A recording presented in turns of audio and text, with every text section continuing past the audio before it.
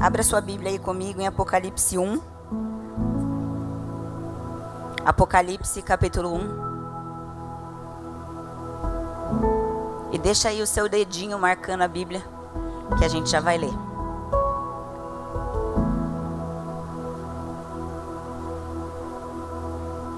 Quantos acharam, digam, eu amo a Bíblia. Apocalipse é o último livro da Bíblia. Quem não achou, diga, eu também amo a Bíblia. Vou dar mais 5 minutos para vocês. Não tem erro, gente, é o último livro.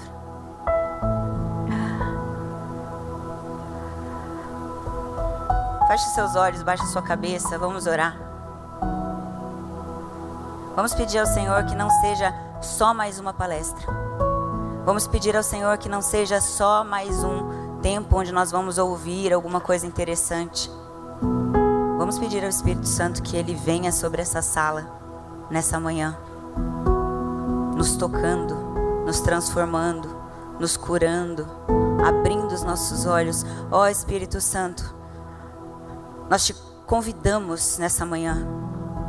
Nós sabemos que você está aqui, mas nós queremos dizer que você é bem-vindo, você é amado, você é desejado. Você é o tesouro do nosso coração e nós reconhecemos, Espírito, que nada podemos sem você. Espírito, de nada adianta uma pregação teologicamente embasada, eloquência, choros e risos, se você não abrir os nossos olhos. De nada adianta. Então nós reconhecemos nessa manhã a nossa fraqueza. Reconhecemos nessa manhã a nossa dependência. Reconhecemos nessa manhã a nossa limitação, a começar de mim, Senhor. E eu peço, faz aquilo que só você pode fazer. Abre os nossos olhos. É isso que eu oro em nome de Jesus. Amém. E amém? Bom, nós estamos aqui mais um ano, para aquelas que já estão repetindo, talvez 1 ano, 2 anos, 3 anos, e para você que está vindo a primeira vez, nós estamos aqui então no encontro de mulheres. Eu amo o ajuntamento de mulheres porque nós como mulheres, nós carregamos tanta coisa na nossa vida, não é verdade? Nós carregamos a expectativa, nós carregamos culpas, nós carregamos filhos, maridos, casa, trabalho, ministério. É tanta coisa que envolve a vida de uma mulher. E nessa conferência, e como a maior parte das conferências de mulher em que eu tenho o privilégio de falar, é comum nós falarmos da alma feminina, das emoções, da identidade. E Deus fala mesmo, sabe? Deus é tão bom que Ele nos cura, nos toca. Ele troca a nossa identidade, Ele age no nosso passado, Ele nos dá esperança quanto ao nosso futuro. Deus fala. Mas nessa sessão aqui, especialmente, eu quero olhar para algo maior do que nós mesmas. Quero te convidar a olhar para algo mais alto do que apenas a sua alma, os seus dilemas, embora o que nós vamos falar aqui vai afetar tudo. Quero convidar a gente para falar sobre algo mais alto do que casa, expectativas, culpas, marido, criança, trabalho, ministério. Eu acredito que nesse tempo tem uma razão profética para nós estarmos aqui. Tem uma razão profética para Deus estar ajuntando mulheres nesse tempo. E é porque Deus quer levantar a voz feminina nesse tempo. O diabo, ele nada mais é do que um falsificador. E nós vemos o movimento feminista crescendo a cada dia. Por quê? Porque o diabo quer fornecer algo falsificado. Ele quer oferecer um poder às mulheres que é esvaziado do espírito. Mas se é verdade que ele está falsificando, é verdade que tem algo verdadeiro. Sim ou não? E o que é esse algo verdadeiro? É que o Espírito está empoderando mulheres nessa estação e para o fim dos tempos, a fim de que a nossa voz, a nossa intercessão, o nosso ministério, a forma como nós criamos os nossos filhos e nós trabalhamos, que tudo isso coopere para o plano eterno de Deus. Mulheres são caras para Deus, gente. Você sabe que foi uma mulher que carregou o Messias no ventre. Foram as mulheres as primeiras a verem Jesus ressuscitado. Foram as mulheres que tiraram o corpo dele quando ele estava morto e o embalsamaram ali, fizeram todo aquele processo com os olhos. Foram as mulheres que sustentaram o ministério de Jesus financeiramente. Deus disse que da semente de uma mulher, a cabeça da serpente seria esmagada. Da cabeça do pé da mulher, a serpente seria esmagada. Então Deus está despertando mulheres, eu creio, para um nível mais alto de revelação. Diga comigo, revelação. Porque se não tem revelação, gente, o que acontece? Guarde isso, se você está anotando, anote isso. Onde não há revelação, há sedução. Foi exatamente o que aconteceu com Eva. Faltou revelação, por isso a serpente entrou e seduziu e enganou ela. E não se engane, a serpente continua tentando seduzir mulheres. Se há revelação, o inferno perde território dentro dos nossos lares. Porque Deus colocou inimizade entre o diabo e a mulher. Então se a mulher continua inimiga de Satanás, se a mulher tem revelação, a sua casa e a sua geração, e não só os seus filhos, mas os filhos dos seus filhos, não serão engolidos por Satanás. Eu gosto muito da história da Reforma Protestante. Eu não sei se você já estudou sobre isso, mas existem muitas mulheres, especialmente as esposas dos avivalistas. Muitas mulheres estavam envolvidas com a Reforma. E não necessariamente elas eram aquelas que viajavam e pregavam, mas dentro das suas próprias casas, na esfera que elas alcançavam ali. Seja no quarto, na lavanderia, na mesa da cozinha, no fogão. Deus acendia o coração dessas mulheres e dava revelação para elas. E por causa desse estilo de vida, de comunhão com Deus, quantas pessoas foram afetadas. Eu me lembro sempre de Susana Wesley, a minha preferida. Essa mulher, mãe de John Wesley. A história conta que quando ela era pequena, ela disse: Deus, acenda uma luz na Europa através da minha vida. E ela nunca saiu da sua casa. Mas dentre os seus 19 filhos, 2 deles, John Wesley e Charles Wesley, foram aqueles que acenderam a luz de Deus na Europa. Deixa eu te falar, às vezes a gente vê alguém aqui com o microfone na mão e a gente pensa, é só assim que Deus traz a redenção, e não é. Se você olhar para Mateus e ver ali a genealogia de Jesus, você vai ver aquelas que foram as precursoras da vinda do Messias, da primeira vinda do Messias. E você vai ver ali Ruth, Raabe, você vai ver Batseba, você vai ver tantas mulheres ali. E posso te falar uma coisa?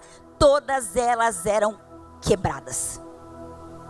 Todas elas tinham uma história que não trazia mérito nenhum para elas.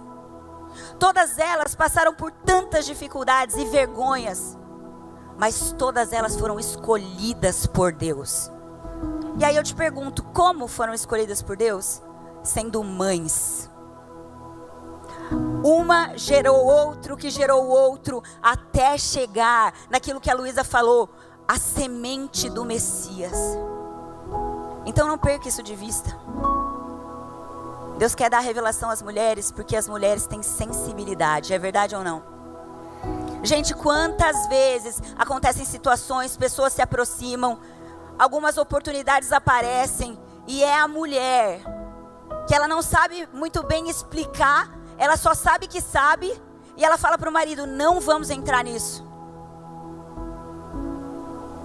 Se afasta dessa pessoa. Deus não está nesse negócio, por quê? Porque mulher tem sensibilidade. Só que o problema da sensibilidade é que ele pode ser tanto perigoso como poderoso. Perigoso porque se você não tem revelação, essa sensibilidade pode desembocar em ansiedade. É verdade ou não? Você fica ansiosa porque você está percebendo algo que ninguém está percebendo. Pode ser perigoso, mas pode ser poderoso. Porque se você tem revelação, Deus vai usar essa sensibilidade para trazer redenção na história da sua família. Val, qual revelação que você está dizendo? É a profecia? É o manto? É o charamanaia? É alguém chamar você aqui na frente e te entregar uma palavra? Vamos ver de qual revelação nós estamos falando? Então vai para a sua Bíblia onde você deixou aberto. E vamos ler Apocalipse capítulo 1, versículo 1. Nós vamos falar da revelação mais alta. Nós vamos falar daquilo que realmente transforma a nossa vida. Apocalipse 1 diz assim: revelação de Jesus Cristo, que Deus lhe deu para mostrar aos seus servos o que em breve há de acontecer. Ele enviou o seu anjo para torná-lo conhecido ao seu servo João, que dá testemunho de tudo que viu. Isso é, a palavra de Deus e o testemunho de Jesus Cristo. Feliz é aquele que lê as palavras dessa profecia, e felizes aqueles que a ouvem e guardam o que nela está escrito, porque o tempo está próximo. Qual é a revelação? A gente olha para Apocalipse, a gente fala assim, Apocalipse, que vem do grego Apocalipse, quer dizer descortinar, tirar o véu, e a gente pensa, Apocalipse é sobre aquilo que vai acontecer no futuro. Mas isso é uma parte do Apocalipse. Sim, é uma revelação do que vai acontecer no futuro, mas em primeiro lugar, é uma revelação do quê? Primeira frase, o que está escrito? Revelação de Jesus Cristo. E sabe, se tem a revelação que nós precisamos aqui, é a revelação de Jesus Cristo. Porque Ele é o prumo, Ele é a fonte, Ele é o alfa, Ele é o ômega, Ele governa, Ele é soberano, Ele é exaltado, Ele é dono de todas as coisas, Ele é o Senhor da sua vida, e sem Ele, nada do que foi feito se fez. Nós precisamos crescer na revelação de Jesus Cristo. E eu acho lindo que João ainda escreve assim, ó, feliz aquele que lê e feliz aquele que ouve. Você é feliz nessa manhã. Você é bem-aventurado. Então vamos prestar atenção nisso que a Bíblia está falando para a gente. Se Apocalipse é retirar o véu, a proposta aqui é retirar o véu, é deixar a gente ver além essa pessoa de Jesus Cristo. E sim, no Antigo Testamento, nos Evangelhos, a gente tem revelação do Messias. Lá está escrito, testemunhado a respeito da obra de Jesus e de quem Jesus era. Mas e se eu te falar que essa revelação que está ali no Antigo Testamento e nos profetas era parcial? Pasme, até a revelação que está nos Evangelhos ainda é parcial. Eu quero que você feche os seus olhos. E agora você vai fazer um exercício de imaginação. E Jesus está entrando agora nessa sala. E você vai visualizar Jesus entrando por aquela porta que está à sua direita. Eu te pergunto, qual a revelação que você tem? O que você vê? Quem você vê?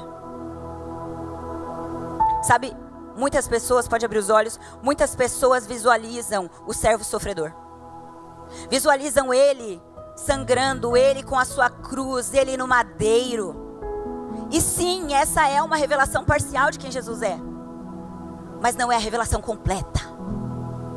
Porque hoje ele não é mais um bebê na manjedoura, como diz a música. Ele não é mais um homem pregado na cruz. Ele morreu, ressuscitou e não vai ficar no céu para sempre. A revelação de Jesus para você e para mim, quando ele entrar nessa porta, ou se ele entrasse nessa porta, deveria ser bem diferente. A gente vai ver ela aqui no Apocalipse. Por que nós precisamos de revelação sobre Jesus? Primeiro, para a gente não ser enganado. Abre aí rapidinho Mateus 24:4. Mateus 24:4.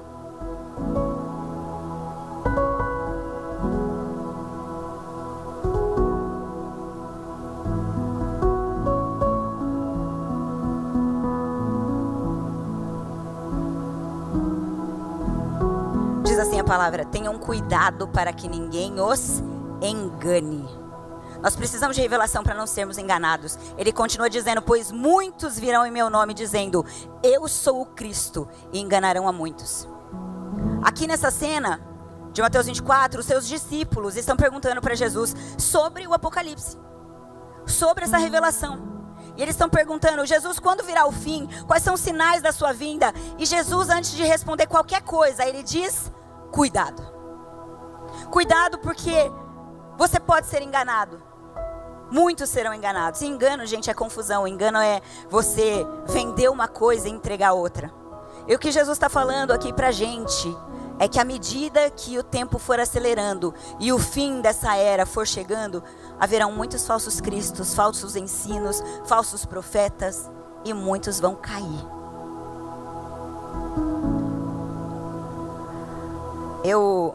O meu carro que eu dirijo é um carro alugado. E às vezes em quando dá problema para colocar o Bluetooth lá. E aí eu quero às vezes ouvir uma música, fazer alguma coisa e não consigo. E aí quando eu já estou desolada porque nada funciona, eu coloco no rádio.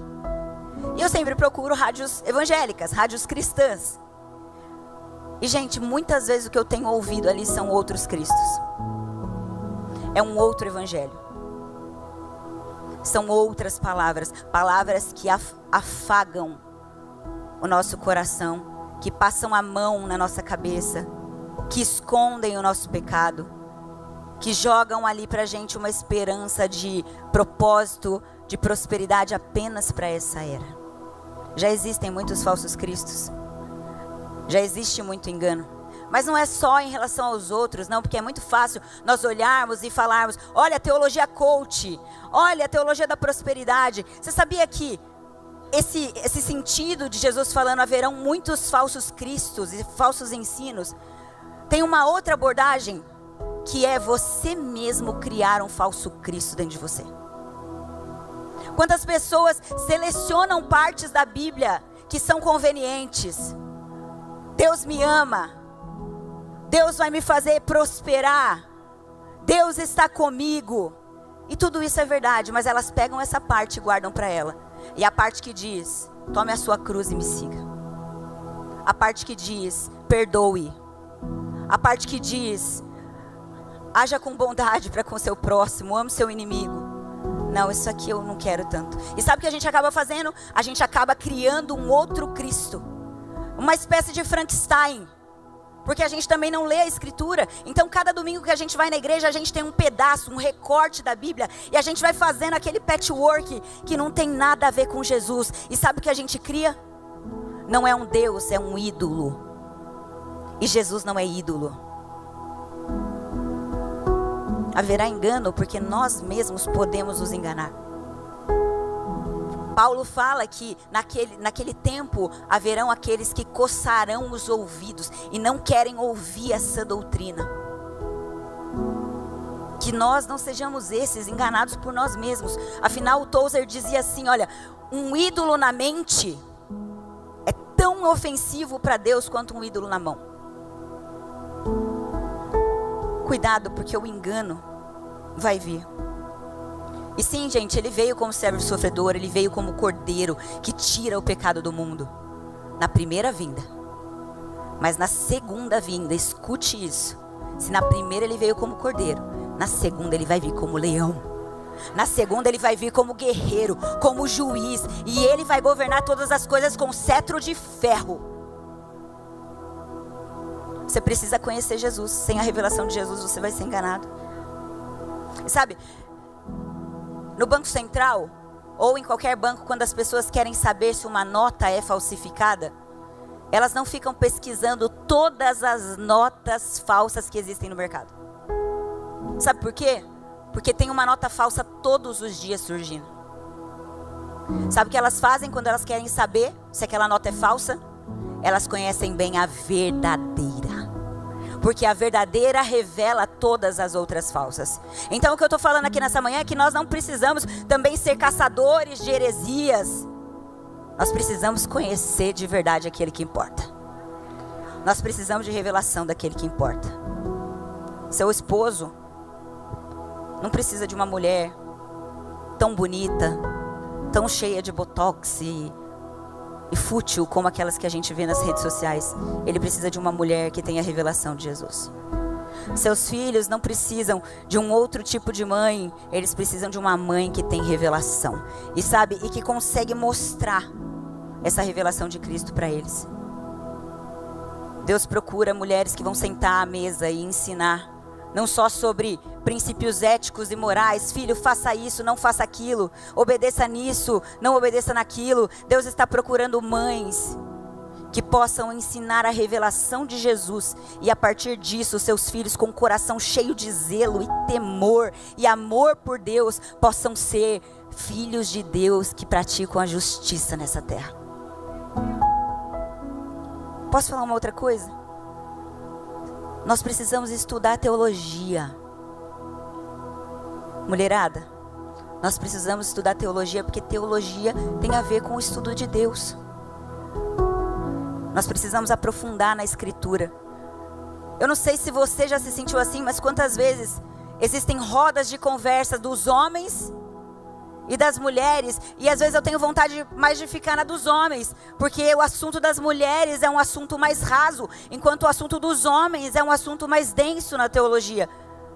E eu creio que isso está mudando, e eu quero incentivar você a estudar, porque você só pode ensinar aquilo que você sabe.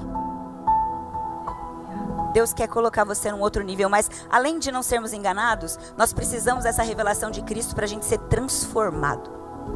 2 Coríntios 3:18 diz assim, olha, e todos nós com a face descoberta contemplamos a glória do Senhor segundo a sua imagem, e estamos sendo transformados com glória cada vez maior que vem do Senhor, que é o Espírito. Diga assim comigo, sem revelação, sem transformação. De novo, sem revelação, sem transformação. Por que isso? Porque nós nos tornamos semelhantes ao que nós contemplamos. Nós como mulheres aqui, nós fomos treinadas pelas nossas mães a ser mulheres. Como? Você via sua mãe lavando roupa. Você via sua mãe cozinhando. Você via sua mãe areando as panelas. Você via sua mãe tratando bem o seu marido. Você via sua mãe fazer. Sabe o que a sua mãe fez com você quando você era pequeno? Ela deu uma boneca para você. Por quê? Porque a boneca era um simulacro de que um dia você ia ser mãe, mulher e ia ter filhos. O que ela estava fazendo? Você contemplar até que você seja transformada.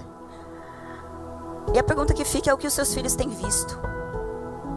Que tipo de formação nós estamos oferecendo para as crianças de hoje em dia? Porque, mais uma vez, como eu já disse, nós reclamamos dos meninos da nova geração, como eles são moles, como eles são lentos, como eles não gostam de trabalhar, como eles ficam enfiados na tela todo dia. Mas a verdade é que eles estão sendo educados por alguém. E somos nós, diga nós. Ah não, graças a Deus, eu já criei meus filhos. Agora eu tenho netos. Também é tua responsabilidade. Você já viu gente que tem 30 anos que frequenta a igreja, 30 anos que ouve a palavra, 30 anos que ouve sobre Jesus e a vida não muda em nada? Não tem transformação. Sabe por que não tem transformação? Porque não viu Jesus. Porque não teve revelação de Jesus. Agora, pode ser meio subjetivo, o que é contemplar Jesus? Como assim eu vou ver Jesus? Ele não está aqui na minha frente. Grave isso, contemplar Jesus, contemplar a beleza de Jesus, é olhar para os atributos de Cristo na Escritura. Então o que você vai fazer? Você vai de manhã abrir a sua Bíblia e você vai ler sobre Ele, e não vai ler e passar correndo, mas você vai ver, Ele é manso e humilde. O que isso significa? E a hora que você começar a contemplar aquela verdade, primeiro vai vir uma contrição terrível dentro de você, porque você vai ver que você não é manso e humilde ainda. Segundo, você vai agradecer a Deus por Ele ter esse caráter, porque senão você já estaria fulminada. Terceiro, você vai amá-lo mais, mas para isso é preciso parar. Conversava com a Bia que veio comigo, como esse mundo cheio de ruídos e de pressa nos rouba desse lugar de contemplação. Mas eu creio que essa palavra, através do Espírito, vai gerar em você um desejo de parar, um desejo de crescer, um desejo de conhecer a Jesus, um desejo de ter revelação, porque não dá mais para andar assim. A resposta que você pede a Deus, a mudança que você pede a Deus, depende disso. Depende da revelação de Jesus. Não ache que a gente consegue fazer nada na nossa força. Deixa eu te falar, a psicologia é ótimo. Sabe para quê? Para conhecer suas dores e seus pecados. Ela propõe técnicas, sim. Mas se não houver o Espírito trocando a natureza, tudo que você está fazendo é simplesmente adestrar comportamento.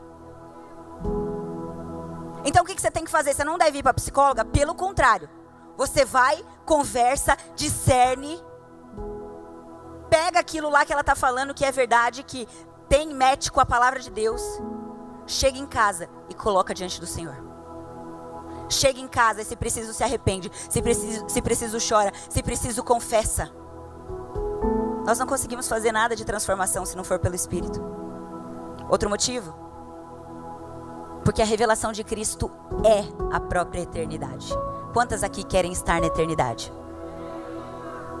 A revelação de Cristo é a própria eternidade. Se não, olha o que diz em João 17, a vida eterna é essa, conhecer a Ti, o único Deus verdadeiro, e a Jesus Cristo, a quem enviaste. Então anote isso aí, ó, eternidade nada mais é do que a progressão infinita do conhecimento de Cristo. Vou traduzir. Se você não tem paciência de estar aqui, se é o segundo sermão, e você está achando isso aqui muito chato, porque eu não falei nada novo para você, porque eu não estou aqui pulando e bradando, eu preciso perguntar para você, será que você realmente quer a eternidade? Porque nós estamos falando do conhecimento de Jesus Cristo. Nós não podemos mentir para nós mesmos. Se nós não estamos empenhados em crescer na revelação de Jesus, estudando a Bíblia, adorando a Ele, estando com a igreja de Jesus, você fala que quer a eternidade, mas as suas atitudes não combinam. Talvez eu diria que você pode ser um mentiroso. Sabe por quê?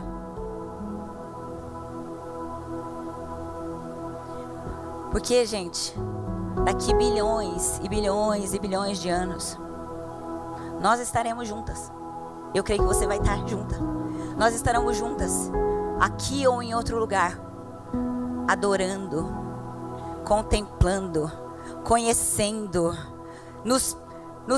ficando pasma com aquilo que nós estamos vendo, que é Jesus. Sabe, Ariane, naquele dia, a gente vai estar diante dele. E eu espero falar para você assim, eu pensei que eu conhecia. Eu pensei que eu sabia a beleza dele.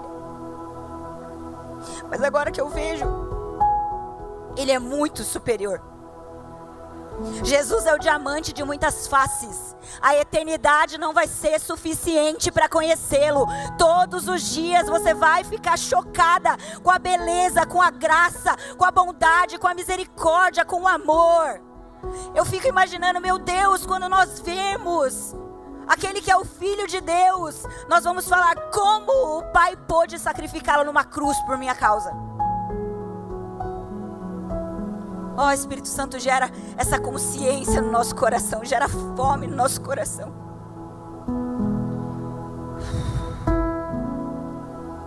Quarto motivo pelo qual nós precisamos de revelação é porque você não pode amar o que você não conhece.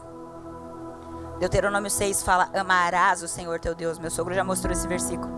E aqui o texto não é uma sugestão, gente, não é um conselho, não é uma ideia, é um mandamento. Ame o Senhor teu Deus, ponto final. E como você vai amar se você não conhece? Quando a gente fala da revelação de Cristo, parece um assunto muito difícil. E a gente vê pouca transformação. E até mesmo na igreja. Infelizmente, nós temos uma igreja evangélica no Brasil, muito extensa, com muitos crentes. Mas nós vemos pouquíssima mudança na sociedade. Sim ou não? E por que é tão difícil? Mateus 16, 17 tem uma cena que eu acho que responde isso. Pedro está ali junto com Jesus, os discípulos estão ali junto com Jesus, e Jesus faz uma pergunta para provocá-los. Ele pergunta assim, olha, quem o povo diz que eu sou? E aí eles respondem, olha, um fala que é Elias, Jeremias, os profetas. Eles começam a chutar ali. Mas então Jesus pergunta, e vocês? Qual é a revelação que vocês têm de mim? E Pedro então se levanta em ousadia e ele fala, tu és o Cristo, o Filho do Deus vivo. E sabe o que Jesus responde para ele? Pedro, não foi carne e sangue que te mostrou isso. Isso foi revelação através do Espírito. Então onde não tem o Espírito, não tem revelação. Então nós precisamos buscar a presença do Espírito Santo. Porque no Espírito nós percebemos essa majestade, essa glória. Não confunda informação com revelação. Você pode ter muita informação. Tem muito teólogo que tem muita informação. Mas se o Espírito não acompanhar, a informação vai ser vazia. A revelação, a transformação só vem com a revelação. Agora vamos abrir em Apocalipse 1:12. E a gente vai ter uma figura mais clara aí. Apocalipse 1:12. Voltei-me para ver quem falava comigo. É João falando. E voltando-me vi 7 candelabros de ouro. E entre os candelabros alguém semelhante a um filho de homem, com uma veste que chegava aos seus pés e um cinturão de ouro ao redor do peito. Sua cabeça e os seus cabelos eram brancos como a lã, tão brancos quanto a neve, e os seus olhos eram como chamas de fogo. Seus pés eram como bronze numa fornalha ardente, e a sua voz como o som de muitas águas. Tinha na sua mão direita 7 estrelas, e de sua boca saiu uma espada afiada de 2 gumes. Sua face era como o sol quando brilha em todo o seu fulgor. E quando o vi, caí aos seus pés como morto. Aqui a gente está vendo João em Patmos. Você sabe que João foi um dos únicos apóstolos que não morreu martirizado. Fala a história que até colocaram ele dentro de um caldeirão fervente e ele não morreu. Então Deus, ele estava exilado nessa ilha, já que ele não morria. Então Deus dá essa revelação para ele. E o que ele vê nada mais é do que o Cristo glorificado. É isso que você leu aí. Jesus é esse que primeiro ele anda no meio dos candelabros. Olha, ele fala assim: vi 7 candelabros de ouro e no meio deles um semelhante ao Filho do Homem. Que é a revelação plena de Jesus? A revelação plena de Jesus acontece por meio da sua igreja. Ele anda no meio dos candelabros, e os candelabros é a igreja. Então, você precisa entender isso, que você não vai conseguir ter a revelação do Cristo se você não estiver disposto à comunhão com a igreja, à comunhão com seus irmãos. Olha para o lado aí e diga assim: olha, eu preciso de você para crescer a revelação de Cristo em mim. Você sabe que a Bíblia diz assim, ó, que os últimos dias seriam como os dias de Noé. Os dias de Noé, quem lembra disso na Escritura? E Noé então era esse cara justo, que Deus olhou para ele e decidiu poupá-lo junto com a sua família. E Deus falou para ele assim: constrói uma arca. Constrói uma estrutura que vai poder suportar o juízo que eu vou trazer, que era o dilúvio. E nessa arca, nessa estrutura, você vai passar para a próxima era. Se os últimos dias são como os dias de Noé, Deus está construindo hoje uma estrutura. E essa estrutura que nos permite passar para a próxima era, não é mais a arca, mas é a igreja. Você sabe que dentro da arca tinha todo tipo de animal. Tinha elefante, cavalo, porco, boi, os mais fedidos, rato. Eu quero que você imagine como era o odor daquela arca. Não devia ser algo agradável. Mas ainda assim era o único lugar que tinha salvação. Deixa eu te falar uma coisa sobre a igreja. Alguém falou assim: ah, eu não vou na igreja porque o pessoal da igreja é pior do que os de fora. Sim. Porque quem está na igreja são os únicos que reconhecem que são enfermos e precisam de um salvador. Você pode não gostar da igreja, meu irmão, porque tem uns animais sim, porque às vezes fede sim, mas ainda é o único lugar que Deus opera a salvação. Cristo e a igreja são um. Cristo é o cabeça e o corpo é a igreja. Se você vê uma cabeça flutuando sozinha, é um fantasma. Se você vê um corpo andando sozinho, é um monstro. Então nós precisamos entender que ele caminha no meio dos 7 candelabros. Fedidinha, mas é onde tem salvação. Cristo é o sumo sacerdote perfeito. Olha só, fala assim no 13: vestes, talares e cinto de ouro. O que quer dizer isso aqui? Você precisa olhar, porque a escritura, gente, ela é uma continuidade. Jesus não veio, presta atenção nisso, ele não veio inaugurar uma nova religião. Não é como se tinha o judaísmo, acabou, agora é cristianismo. Não, ele está dando continuidade à história de Israel e da igreja. Então Jesus aqui, ele está aparecendo com essa veste, talar e cinto de ouro, porque quem usava isso no Antigo Testamento? Pode falar alto, vamos riscar. O sacerdote. Então Cristo, além de andar no meio da igreja, ele é o nosso sumo sacerdote. E o que significa isso? Vamos lá, tudo que tem no Antigo Testamento era uma sombra para Cristo, aponta para Cristo. Então o sumo sacerdote naquela época era o único homem que poderia ali colocar as mãos sobre um cordeiro, declarar os pecados confessar os pecados do povo, sacrificar aquele cordeiro e então entrar nesse lugar que era o Santo dos Santos, o lugar onde a presença de Deus habitava.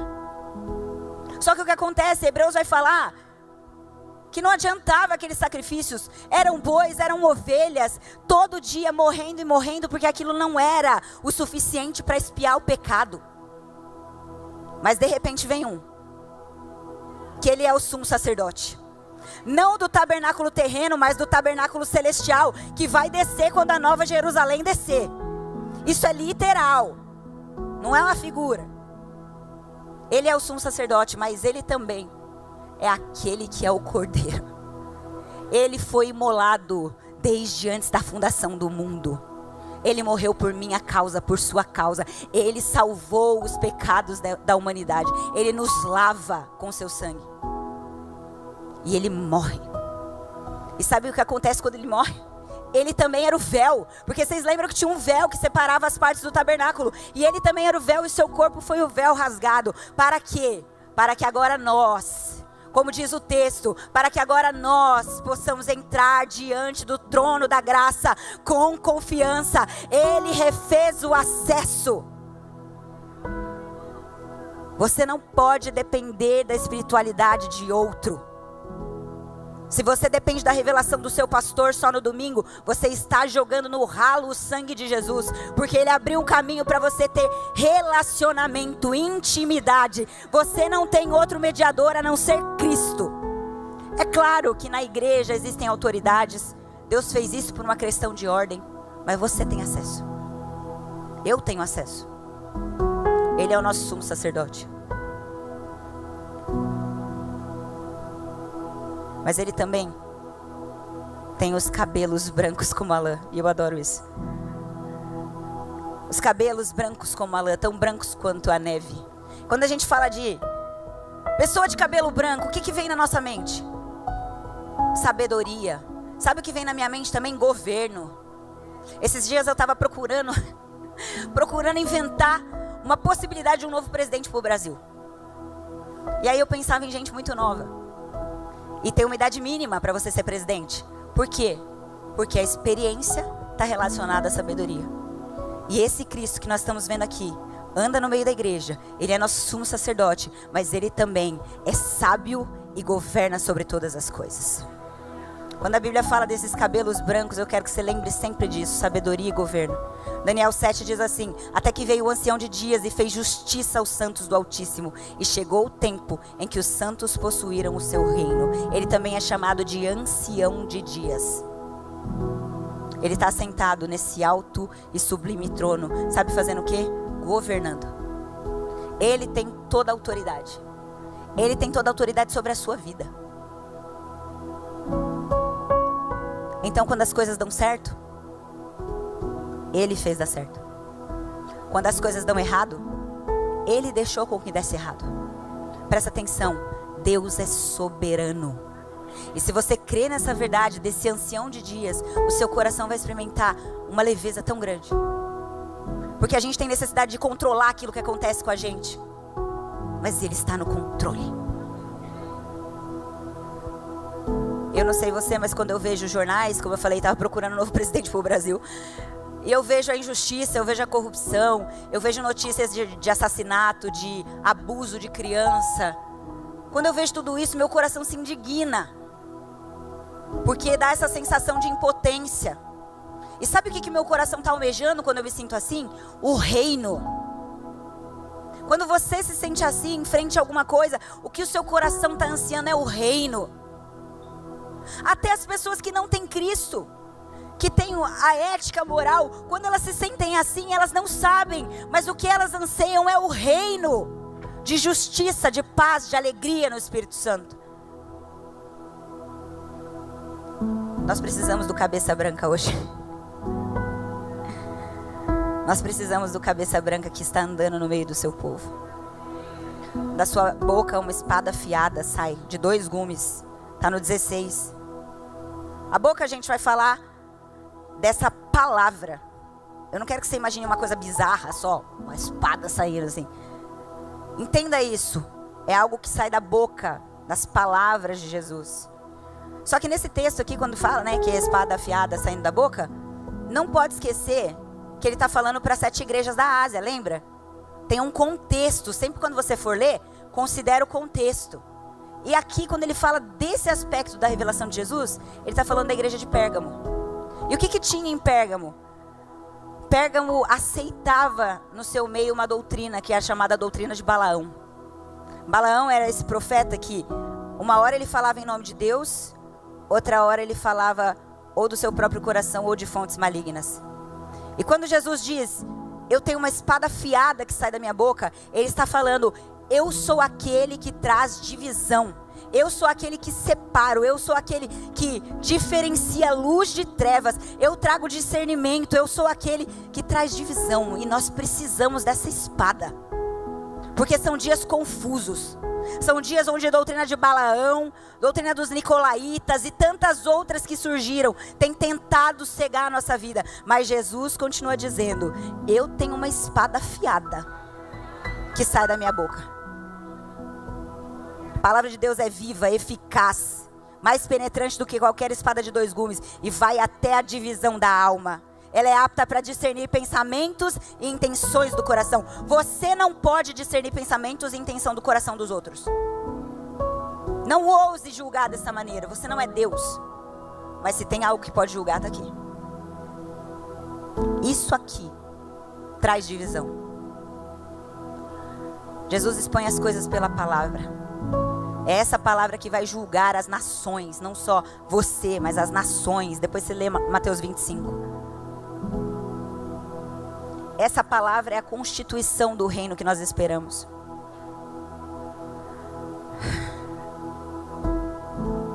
Isso me traz também muita alegria, porque pensando nisso, nessas palavras que saem da boca de Jesus, o que ele diz a meu respeito é verdade. Não é o que eu penso ou o que eu tento inventar, as minhas intenções, não. É o que ele fala sobre mim que é verdade. Então, eu sou, é aquilo que o Márcio Valadão a vida inteira falou na Lagoinha. Eu sou o que a Bíblia diz que eu sou. Eu tenho o que a Bíblia diz que eu tenho. E eu posso fazer aquilo que a Bíblia diz que eu posso fazer. E qualquer outra palavra que não condiza com aquilo que está escrito aqui, eu não preciso aceitar no meu coração. Então vamos fazer na imagem, ó. Cabeça branca, espada na boca, rosto que brilha como o sol. Verso 16. O seu rosto brilhava como o sol na sua força. Um dia eu falei para o Davi assim, Davi, o rosto de Jesus brilha mais do que o sol ao meio-dia. E ele era bem menor, né? E criança, muito literal. Ele foi lá fora, na casa que eu morava, ele foi lá fora e olhou para o sol assim. E aí ele falou assim, mãe, não dá para olhar para o sol, porque quando o sol brilha, ele cega os nossos olhos. Sabe do que isso fala? Do tamanho do resplendor e da glória que Jesus carrega. Ele é glorioso.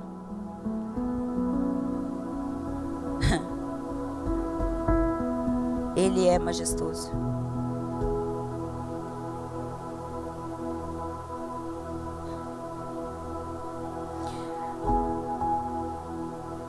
Não tem problema ficar em silêncio, tá, gente? Às vezes a gente tá tentando entender o que é para falar. Uma outra coisa que chama minha atenção também é que na Nova Jerusalém não tem sol. Você sabia disso? Quando a eternidade vier para essa terra nova, não vai ter sol. E por quê? Porque não é necessário. O sol fala de marcar estações. O sol fala de trazer vida a tudo que vive aqui. Fala de aquecer. Fala de nós orbitarmos. Sabe quem é o centro de gravidade da nossa vida? Não é o sol. É o sol da justiça. Deixa eu te falar, às vezes você está orbitando em volta de tantas coisas. Você acha que a sua estação é você que determina, o seu tempo é você que determina. Você acha que alguma outra coisa vai aquecer seu coração. Mas você precisa lembrar que Ele é o único sol e tudo é atraído para Ele. Você está vendo esse Cristo revelado? Você está vendo essa face brilhando? E quando o sol brilha, todas as estrelas, apesar de permanecerem no mesmo lugar, elas se apagam. Por quê? Porque esse sol brilha tanto que todo o resto perde. E é assim com Jesus também.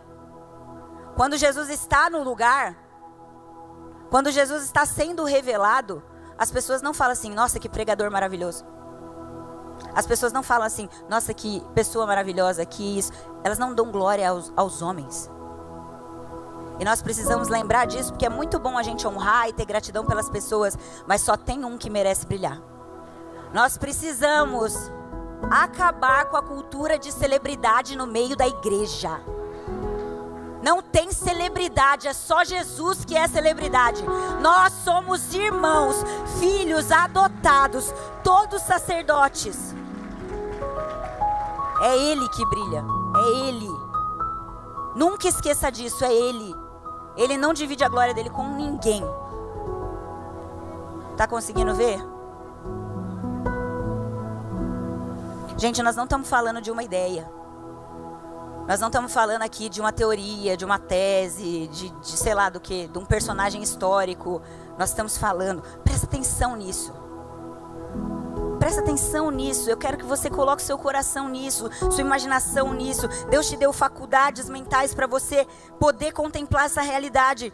Agora mesmo, no trono do universo, assentado acima de todas as coisas, no céu dos céus, naquele lugar onde habita a luz inacessível, existe um assentado no trono, um judeu de 33 anos, e ele tem carne. Pega assim no seu braço. Ele não é um fantasma, ele não é uma ideia. Tem carne na Trindade. Porque ele nos representou como carne diante de Deus. E agora ele espera que nós, como filhos de Deus, representemos ele para as outras pessoas. Tem carne na Trindade. Você pode falar isso? Tem carne na Trindade. Às vezes a gente não para pensar nessa realidade. Mas por último, seus olhos são como chamas de fogo. 14. Está no versículo 14. Então existem aqui algumas representações do fogo nos olhos de Jesus. Mas eu vou falar de uma só. Não pense também em chamas literais saindo. Mas pense no zelo, na ardência, no desejo, na paixão. Esse fogo nos olhos fala disso. Então, Jesus tem um tipo de amor pelos seus, que é um fogo de amor apaixonado. E, de novo, no contexto, ele fala isso para Laodiceia. E qual que é o problema da igreja de Laodiceia? Eles são mornos. E o que Jesus está falando aqui é: eu não sou morno. O meu desejo é intenso. Olha só o desejo de Jesus em João 17. Ele ora assim, ó, na sua oração antes de ser morto. Pai, o meu desejo é que onde eu estiver, estejam também comigo. Pai, esse é o meu desejo. É por isso que os meus olhos ardem. É por isso que meu coração queima. Que onde eu estiver, eles estejam comigo. Jesus está presente aqui. Mas posso te falar? Ele quis vir. Só que ele tem um desejo maior. Ele quer que você esteja presente. Ele tá. Mas como está o teu coração? Você está aqui por inteiro. Coração inteiro, sem divisão, sem mente dobre, sem estar dormindo. Aleluia, Deus revelou, hein? Você deseja a presença de Deus? Deseja de todo o seu coração. A gente tem desejo por tantas coisas, gente. Por coisas frívolas, por coisas carnais. E tem coisas que Deus vai dar pra gente, porque as coisas não necessariamente são ruins. Coisas são ferramentas, instrumentos, são como uma faca, né? Servem para cortar um alimento e servir as pessoas, ou servem para matar alguém. Então o problema não são as coisas, mas o problema é que a gente está colocando o nosso desejo mais nas coisas, nos homens, do que no Senhor.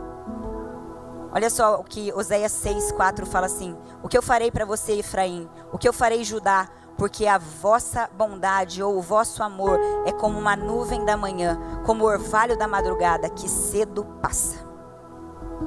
Olha o tom de tristeza de Deus aqui. O seu amor é como uma nuvem da manhã. Sabe aquela nuvem? O orvalho que até vem, mas cedo passa. O tipo de amor que Deus quer de nós é esse amor que diz em Cântico dos Cânticos, Cânticos 8:6. Põe-me como um selo sobre o seu coração, como um selo sobre o seu braço, porque o amor é forte como a morte e as suas chamas são labaredas de fogo. O que acontece com quem vê o Cristo revelado? A gente viu. João viu.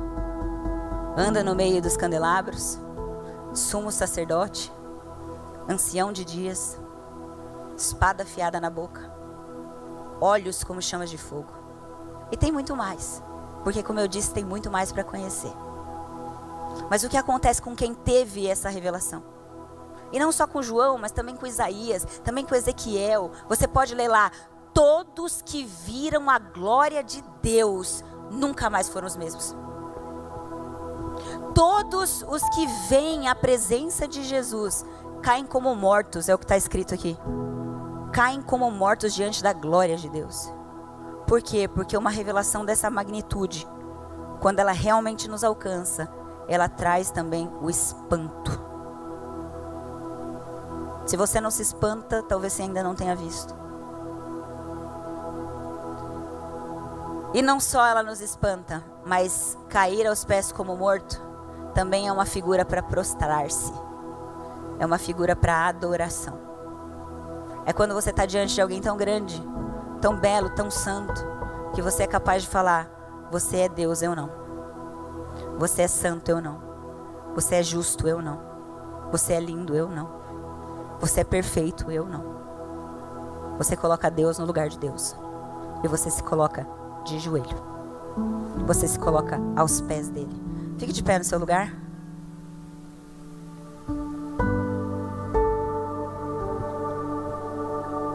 Eu quero que você feche seus olhos. Dá uma espreguiçada aí, mas feche seus olhos.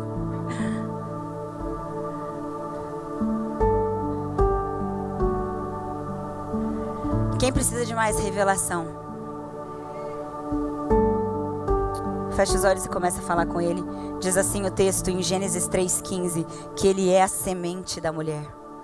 A Bíblia diz que Abraão viu o dia de Cristo e se regozijou. Moisés falou sobre esse profeta que viria, que seria bem semelhante a ele. Até o próprio Balaão, que era um falso profeta, tremeu diante da estrela que destruiria os filhos do orgulho. Josué viu aquele que era o comandante do exército do céu. O rei Davi cantou várias vezes sobre a glória do Messias. Isaías viu aquele que era aclamado entre os serafins, que diziam: santo, santo, santo. Miqueias viu aquele que era a paz de Israel. Jeremias viu aquele que era o ramo do Senhor. Ezequiel viu aquele que era a imagem da glória de Deus. Daniel viu o Filho do Homem. Ageu viu o desejado das nações. Zacarias viu o sacerdote do templo do Deus vivo. Miqueias viu o sol da justiça. E a pergunta para nós essa manhã é: quem você vê? Quem você vê? Porque ele veio humilde, montado num jumentinho, mas agora ele vai vir glorificado, cavalgando em seu cavalo branco. Eu quero chamar para frente para a gente fazer uma oração. Só quem quer mais fome de Deus. Se você está bem e não precisa, você pode interceder daí onde você está. Mas para quem quer mais fome desse Cristo, eu chamo você para vir para frente. E quem sabe se prostrar. Se você quiser se prostrar diante da glória desse Cristo, diante da majestade dele.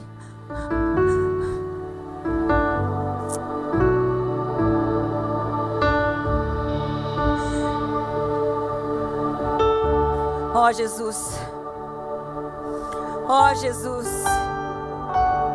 diante do seu trono agora mesmo, os anjos cantam: santo, santo, santo, santo. Existem seres viventes com milhares e milhares de olhos, agora contemplando um só, que é você, Senhor. E nós queremos nos juntar à sala do trono agora, nesse momento, pelo véu que foi rasgado em Cristo Jesus.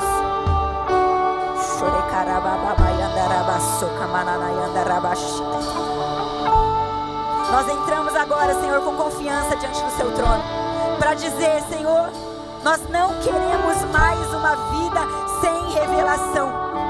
Nós não podemos mais caminhar numa vida sem revelação. Abre os nossos olhos, Senhor. Nós somos como Bartimeu, Senhor, na beira do caminho hoje, dizendo: Filho de Davi, tem compaixão de mim. Abre os meus olhos, eu quero ver. Comece a orar isso. Eu quero ver, eu quero ver. Aumenta a minha fome, Senhor. Aumenta a minha sede, Senhor. Aumenta a revelação. Aumenta, Senhor, o meu compromisso com a igreja. Aumenta a minha consciência de que você é sacerdote e eu também sou. Aumenta, Senhor, a minha confiança no seu conselho, no seu governo. Aumenta, Senhor, o meu interesse pela sua palavra. Aumenta, Senhor, a minha paixão, o meu zelo. Eu quero ser consumida. Eu quero, Senhor, como Davi, poder dizer uma coisa eu peço ao Senhor, e eu buscarei que eu possa ter a sua presença na minha vida. Eu oro, Senhor, levanta mulheres profetisas aqui. Levanta mulheres intercessoras aqui. Levanta mulheres com fogo no seu coração, com fogo em seus olhos. Levanta mães que vão transmitir essa paixão. Levanta, Senhor, famílias apaixonadas, porque esse não é um tempo de mornidão. Assim como os dias se aproximam, o fim se aproxima, o Senhor procura aqueles que são seus.